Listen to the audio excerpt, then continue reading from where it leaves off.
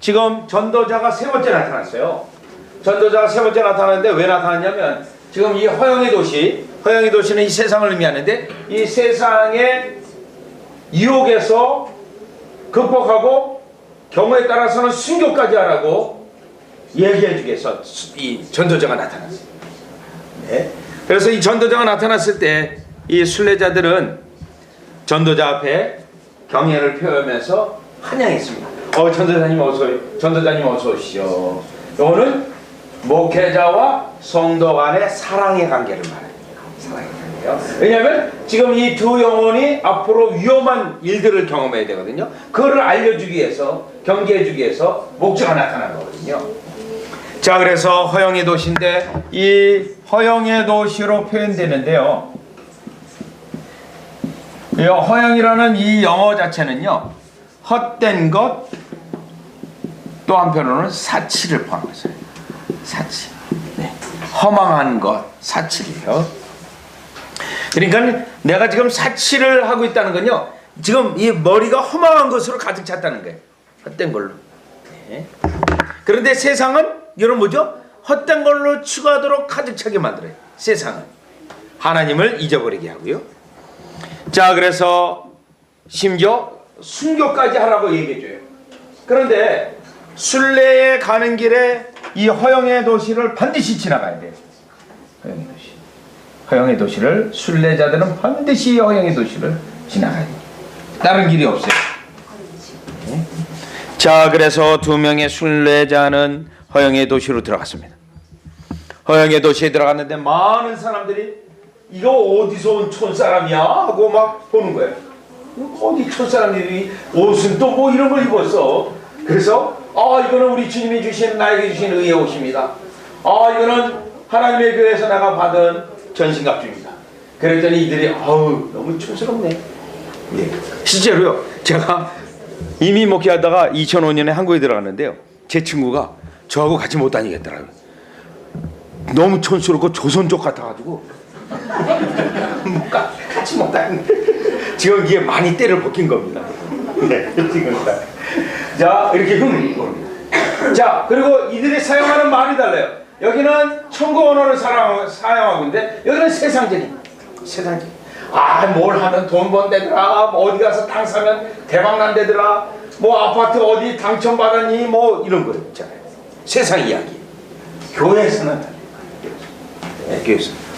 자, 그래서 허영의 도시를 지나가는데 사람들이 막 비난을 합니다. 세상은 유욕으로 항연으로 젖어들어져 있습니다. 이제 카니발이에요. 그런데 이제 여기에 길에 보면 특별히 어디를 얘기했냐면 이태리 거리. 로마 카톨릭 하리암, 또 터키 얘기를 해요. 터키 사람 모슬렘, 그런 이교도들 말합니다. 그러면서 허영의 도시의 시장을 지나가게 되는데 1년 연중 장을 열려 있어요. 1년 연중 사람들을 유혹하기 위해서. 그러면서 이들에게 허영의 도시에서 물건을 막 사라 그래요. 그런데 이 사람들은 거들떠보지도 않아요. 이 허영의 도시에 파는 물건들은 어떤 게 있냐면 명당짜리, 명예, 귀족 칭호, 심지어 아내, 남편도 있어요. 아내, 남편이 왜 세상이 되냐면 주님보다 남편을 더 사랑하면 세상이 돼요. 주님보다 아내를 더 사랑하면 세상이 됩니다. 주님보다 자녀를 더 사랑한다면 세상이 되는 겁니다. 막 살아가는데 안 사요. 거들떠보지도 않습니다. 네. 거들떠보지 않을 때 이 허영의 도시에 있는 사람들이 막 사라 그러는 거예요. 물건이요. 우리는 그런 물건 사지 않습니다. 라고 거들떠보지도 않습니다. 그때 허영의 도시에서 폭동이 일어납니다. 이 사람이 맞다라고 하는 사람들이 일어나고 아니다, 이 자들을 죽여야겠다라고 막 일어납니다. 도시 자체가 두 개로 나눠서 막 싸워지는 거예요. 그래서 이 두 사람은 결국에 붙잡힙니다. 막 소유 사태까지 일어났어요. 네. 그래서 이 두 사람은 소유죄의 책임을 물어서 잡히게 됩니다. 결국 성도가 세상에서 핍박받는 걸 말합니다. 그리고 이제 기독교 역사를 보면 여러분 예수님 AD 30년부터 AD 313년 콘스탄티노스 대제가 기독교를 공인하기 전까지 이 시기는 핍박 시기였어요. 어마어마한 핍박 시기. 그리고 로마 캐토릭이 핍박한 시대는 1553년에서 1559년 특별히 블라드 메리어 왕이 핍박했어요. 아주 끔찍한 핍박이었죠. 하나님의 참된 신자들이 세상에서 핍박을 받습니다. 경건함 때문에 받는 거죠. 자, 그래서 두 사람은 결국 붙잡혀서 감옥의 유치장으로 들어가게 됩니다. 그리고 재판을 받습니다. 재판받는 장.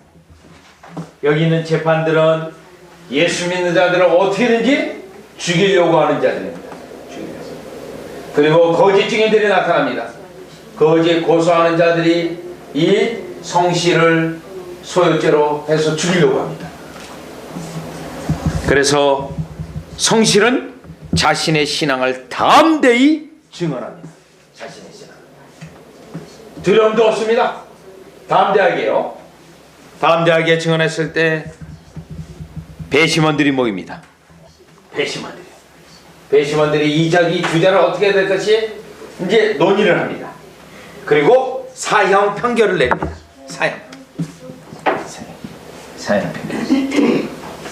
사형 판결을 내려서 결국 이제 형장으로 끌려가는데 먼저 성실이 끌려갔어요. 성실이 끌려가서 결국 화형을 당합니다. 그 당시에 이렇게 죽은 건 아주 늘 있었던 일이에요. 어떤 청교도는 귀 하나 뜯기고 그 다음에 여기 뜯기고 눈, 코, 배하고 그 다음에 화형시켰어요. 이렇게도 죽였어요. 이렇게 해서 이 자들을 죽여야 된다고 막 합니다. 결국 성실이 순교합니다. 그런데 여기를 보세요. 성실이 순교하려고 쯤에 지금 천사들이 왔어요. 이 성실의 영혼을 받아서 천성길로 지름길로 가기 위해서 천사들이 왔습니다. 그런데 크리스찬은 이들이 잠깐 소홀한 틈을 타서 탈출할 수 있었습니다.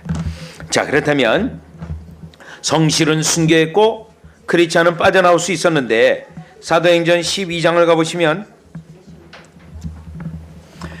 그러면 하나님께서 크리스찬은 살아났으니까 크리스찬을 더 사랑하고 성실은 순교했으니까 성실을 덜 사랑했을까요? 그거는 하나님이 주권이에요. 누가 더 사랑받고 덜 받았다는 게 아닙니다. 자, 사도행전 12장 2절을 보니까 요한의 형제 야고보를 칼로 죽여. 야고보는 순교했습니다. 베드로는요 기적으로 빠져나옵니다. 10절 이에 첫째와 둘째 파수를 지나 성으로 통하는 세문에 이르니 문이 절로 열리는지라 나와 한 거리를 지나매 천사가 곧 떠나니 베드로는 구출받았어요. 기적으로. 그러면 하나님께서 야고보를 덜 사랑하고 베드로를 많이 사랑했네? 아니에요. 이거는 우리의 인간적인 기준으로 판단하거나 평가할 수 없습니다. 평가할 수 없어요. 이거는 하나님의 주권 영역입니다. 그래서 성실은 주님 품에 안기게 되고 크리스찬은 순례길을 계속해서 가는 겁니다. 결국 이 허영의 도시에서 그리스도인들이 핍박받는데 어떻게 해서 핍박받죠? 경건하게 살면 살수록 핍박받습니다. 그렇다면 베드로전서 2장을 보시면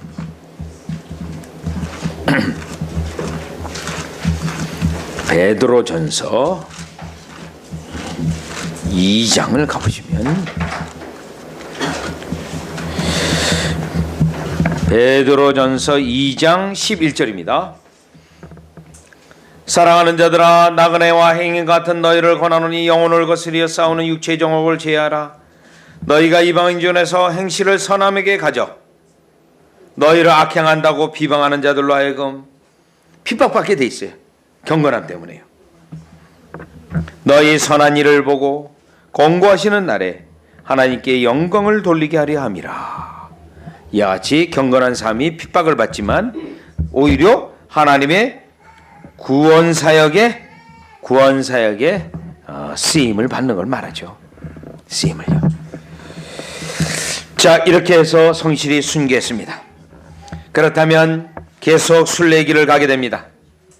계속 순례길을 가게 되는데 성실히 세상을 떴지 않습니까? 주님 품에 안겼죠? 다시 동반자를 붙여주십니다. 동반자. 이 사람의 이름은 소망입니다. 소망. 그래서 우리 순례길을 우리 주님은 항상 동반자를 붙여주시는 거예요. 동반자. 네. 그러니까 여러분이 나의 아내 말고 여러분이 믿음의 동반자가 있어야 돼요. 그렇죠? 아내 혹은 남편 말고 친구 간에 동반자가 있어야 돼요. 그럴 때 어려울 때 이끌어주고 위로해주고 서로 해주는 거예요. 때때로 크리스찬이 매우 크게 낭망해요. 그러면 소망이 소망을 불러일으키는 거예요. 절망합니다. 소망이 소망을 불러일으키는 거예요. 이게 믿음의 친구, 동반자의 기능입니다. 자, 그래서 두 사람은 형제의 언약을 맺고 순례길을 같이 가는 것을 정하게 됩니다. 정하게 돼요. 자, 그래서 그 사람이 순례자는 두 명의 순례자는 계속 순례길을 하는데, 자, 여기에 나타난 그 다음에 몇 장이냐면 48장이에요. 요 사람이 사심 혹은 두 마음이에요. 두 마음. 그러니까는 하나님을 섬기는데 목적이 있어요. 내가 세상적 이득을 취한다거나 목적이 있는 사람입니다. 두 마음. 야고보서 1장이에요. 예? 사심을 품고 신앙생활하는 자예요. 예, 야고보서 1장에 가보시면 8절입니다. 두 마음을 품어 모든 일에 정함이 없는 자로다. 네, 특별히 물질적 세상적 이득을 목적으로 교회에 나오는 자입니다. 네, 교회에 나오는 자예요. 자, 이 두 마음의 두 마음이 여기 있는데요. 두 마음의 친구들이에요. 여기 친구들이고요. 두 마음의 아내입니다. 이 두 마음의 아내는 허영 꾸민 부인의 딸이에요. 허영 꾸민 부인. 꾸민 부인의 딸이에요. 예, 다 같은 부류의 사람들입니다. 그래서 이 두 마음이 세 명의 친구를 만나요. 네, 두 마음의 친구인데, 자, 세상 사랑, 돈 사랑, 수존노입니다. 구두쇠. 여러분, 구두쇠 인색한 거, 이거 신앙적인 거 아니에요. 세상 사랑하고 돈 사랑, 이득 사랑, 한번 붙잡으면 내 거가 되면 안 주는 자, 이런 자예요. 그런데 아까 이 두 마음의 친척들이 있는데요. 두 마음의 친척들이 있는데 그 친척들이 어떤 사람들이냐면 친구들이 변절, 기회주의자, 달변, 이런 사람들이 있습니다. 달변이 뭐죠? 아주 말을 구수하게 해서 이득을 취하는 자. 말을 구수하게. 또요, 두 혀를 가진 목사. 두 혀를. 이 말하고 저 말해가지고 이득을 취하는 자. 그래서 여기서 사실은 여러분 사꾼 목자론이 나와요. 여기 이제 여기 책에는 해설을 안 해놨는데요. 제가 52조에는 해설을 해놨습니다. 사꾼 목자 분별법 쫙 했어요. 네. 다시 말씀드리면 거짓 꾸밈의 딸이 부인입니다. 거짓 꾸밈. 그러면서 이 사람들의 공통적인 특징이 있습니다. 공통적인 특징은 우리는 종교가 화려하고 빛날 때만 믿는다. 종교가 세상으로부터 찬양을 받고 영광스러운 시대에 나타나는 자들입니다. 영광스러운. 그리고 이들은요, 세상의 풍조에 따라 믿는 자들입니다. 따라 믿는 자. 네. 자, 우리는요, 세상의 풍조를 거스리는 자들. 네. 세상의 풍조들. 그러니까 세상의 적당한 풍조에 이끌리면서 신앙생활하는 자, 교회생활하는 자들이죠. 세상에. 그러니까 진리의 절대성을 믿지 않는 자들. 절대성을 믿지 않고 상대성. 그러니까 어떻게 되죠? 이 시대는 과거 시대는 그렇게 믿었지만 지금 시대가 어떤 시대인데 하고 이 시대의 풍조에 맞게 신앙을 변질시켜 나가는 자. 신앙을요. 그러니까 진리의 절대성을 부인하는 자들입니다. 네, 진리의 절대성을. 자, 친구들이에요. 여러분 아까 친구들 이름 수존노, 뭐 세상사랑, 돈사랑 이런 자들입니다. 그래서 철로역정이 이 부분이 지금 세상에 대한 거예요. 세상. 자, 그래서 어떻게 해요? 같이 가야 돼요? 떨어져야 돼요? 여러분. 그래서 하나님의 말씀을 전하면서 어떻게 돼요?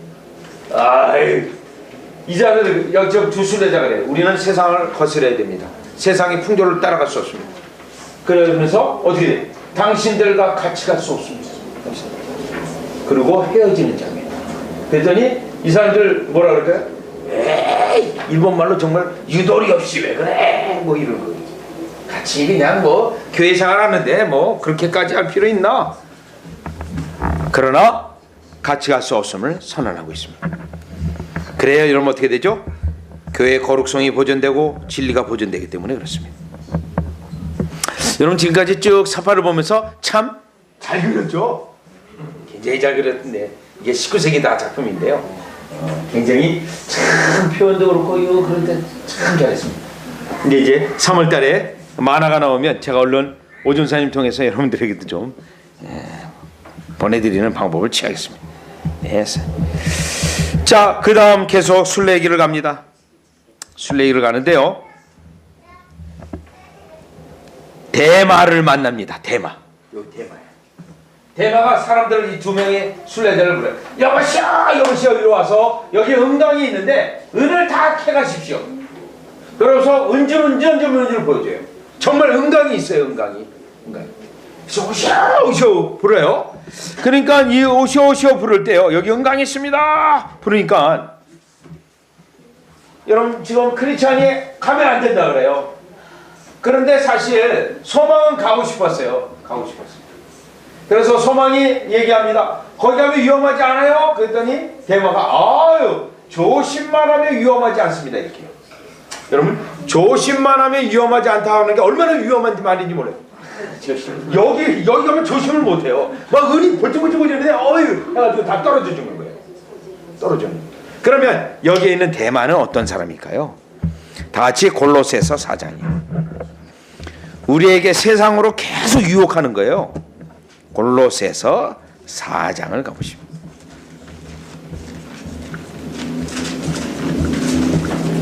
골로새서 4장을 가보시면 이 대마입니다. 대마. 지금 4장 14절이 사랑을 받는 의원 누가와 또 대마가 너에게 문안한다. 대마 이름 나왔죠? 빌레몬서. 항상 마귀들이 그 유혹하죠. 이번만이면 잘하면 된다. 빌레몬서 1장 24절입니다. 1장 24절에 보면 또한 나의 동역자 사도 바울이 나의 동역자라. 아까도 동역자라 했죠. 마가 아리스타고 대마 누가가 문안이. 그러면 여기까지만 해도 대마는 어떤 인물이었어요? 사도 바울의 동역자예요. 사도 바울의 동역자. 그런데 디모데후서 4장 가보면 대마는 이 세상을 사랑하여 나를 버리고 데살로니가라고. 이건 뭡니까? 타락한 자입니다. 타락한 세상으로 타락한 자. 그런데 아까 사도 바울이 동역자라고 할 정도로 여러분 어떻게 됐어요? 자신을 완벽하게 속였어요. 그러나 결국은 사도 바울 통해서 얻을 거 없다는 거 결론 내고 가룟 유다처럼 세상으로 가버리고 말았습니다. 그걸 말합니다. 세상으로 가버리고. 그래서 우리에게 이와 같은 세상의 은강과 같은 유혹들이 우리에게 계속 있는 겁니다. 유혹들이요. 자, 그런데 아까 어떻게 됐죠? 여러분 성실히 유혹받았어요. 지금 대마가 여기 엮는 것이요. 여기 크리스찬은 거들떠보지도 않아요. 그렇죠? 그런데 요 성실은 거 가보고 싶은데 요 가보고 싶은 마음이 죄일까요? 죄가 아닐까요? 죄입니다. 죄. 마음이 끌렸어요. 유혹됐어요. 행동으로 옮기지는 않았지만 그러고 나서 두 순례자가 좀 더 길을 갔어요. 두 사람이 길을 갔는데 롯의 아내의 기둥이 있었습니다. 롯의 아내의 기둥. 소금 기둥이에요. 롯의 아내의 기둥은 이 롯의 아내는 어떻게 해서 소금 기둥이 됐죠? 소돔과 고모라를 빠져나오는데 어떻게 됐죠? 미련이 남아서 뒤를 돌아가는데 소금 기둥이에요. 그래서 맨 처음에 잘 몰라서 이렇게 딱 보니까는 롯의 아내라는 것을 알았습니다. 그때 성실이 눈물을 흘립니다. 소망이 눈물을 흘려요. 소망이. 왜 소망이 눈물을 흘리냐면 자기도 아까 봤잖아요. 은강에 가고 싶은 마음이 끌리는 마음이 있잖아요. 그런데 소금 기둥이 안 됐잖아요. 자기는 살아있잖아요. 하나님이 은혜임을 감사하면서 하나님 유혹받았음에도 불구하고 저를 이와 같이 건지신 하나님을 찬양합니다 하고 감사하는 장면입니다. 결국 여러분 여기서 우리가 다시 한번 강조드리고 싶은 거는 이 순례길을 가는데 내 힘과 내 능력으로 가는 게 아닙니다. 처음부터 끝까지 내 행위가 있다 할지라도 그것마저도 원인이 어디 있어요? 하나님의 은혜입니다. 하나님. 그러니까 어떤 누구도 행위를 말하는 자는 교만한 자예요. 교만한 자. 그 행위가 할 수도 없는데도 하는 것처럼 착하고 있는 거죠. 자, 그래서 대마의 은강을 유혹을 극복하고 계속 길을 갑니다. 그러고 나서 오늘은 여기까지 할 건데요. 생명수 강을 만나게 됩니다. 여러분 이 생명수 강은 우리의 순례길에 서서 우리에게 특별한 은혜의 계절입니다. 은혜의 계절. 은혜의 계절. 여러분 아까 이사야서 55장 6절에 뭐라고 했죠? 보라! 하나님을 만날 만한 때다. 또 하나님이 가까이 계시다. 이게 은혜의 계절이에요. 은혜의 계절. 은혜의 계절이요. 또 에스겔서 37장 같은 게 은혜의 계절이에요. 아니 47장. 네. 생명수의 강이 예루살렘으로부터 흘러내려와서 모든 생물을 살게 해요. 생물을. 여러분, 오늘 이런 집회가 이제 은혜의 계절이 되는 거예요. 나의 일생에 다시금 영혼의 공급을 받아서 나의 일생에 생동감을 가지고 살아가는 거예요. 은혜의 계절. 지금까지 여러분 여기까지 오는데 힘들었습니까? 안 힘들었습니까? 힘들었잖아요. 그걸 주님이 일구해 주시는 거예요. 그래서 여기 있는 실간은 먹게 되면 여행 가운데 탁해진 피를 깨끗하게 해주는 거라고 돼 있어요. 그래서 이 존 버넌이 이 의학적으로도 상당히 어떤 통찰력이 있었던 것 같더라고요. 그래서 마음껏 물을 마시고 가시를 먹으면서 하나님의 새롭게 해주시는 은혜를 찬양하고 있는 겁니다. 자, 은혜의 계절 다시 한 구절 더 볼까요? 어저께 본 거예요. 사실은 스가랴서 10장 1절 은혜의 계절. 아까 이사야서 62장 4절 5절 6절도 은혜의 계절입니다. 은혜의 계절. 네. 또 스가랴서 우리 이미 봤죠? 8장 20에서 23절도 은혜의 계절. 수많은 영혼이 은혜를 찾고 구하죠. 그러면 은혜의 구절은 다른 말로 얘기하면 뭐예요? 우리의 내 영혼의 심정의 영혼의 부흥이에요. 내 영혼이 다시 갱신되어지고. 스가랴서 10장 1절 가봅니다. 스가랴서 10장 1절. 봄비 때에 비를 내는 여호와께 비를 구하라. 여호와께서 너희에게 소낙비를 내려서. 여기에 은혜의 계절은 소낙비예요. 소낙비. 여러분 소낙비가 어떤 거죠? 아무리 우산을 쓰고 내가 비를 안 맞으려고 해도 젖어요. 젖어. 흠뻑 젖는 거. 은혜로 흠뻑 젖는 거. 완전히 은혜에 젖어. 또 스가랴서 8장 23절 성령을 부어주셔서 수많은 자들이 하나님의 은혜를 찾고 구하는 역사가 있는 것. 이게 은혜의 계절. 그래서 두 순례자는 마음껏 피로를 씻고 다시 새 힘을 얻는 바로 그러한 장면입니다.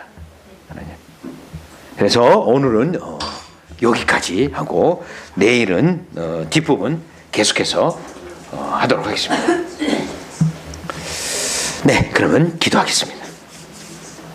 하나님, 천로역정을 통하여 우리가 구원의 은혜를 깨달을 뿐만 아니라 구원의 도를 정확히 알고 특별히 오늘 저희들이 배운 대로 영적 전쟁을 능히 이기며 또한 사망의 음침한 골짜기와 같은 어려운 일들을 당할 때 넉넉히 주를 의지하게 하시고 고난받는 성도를 또한 위로하게 하시고 이 순례길에 세상의 유혹을 능히 물리칠 수 있는 우리로 축복하여 주시옵소서.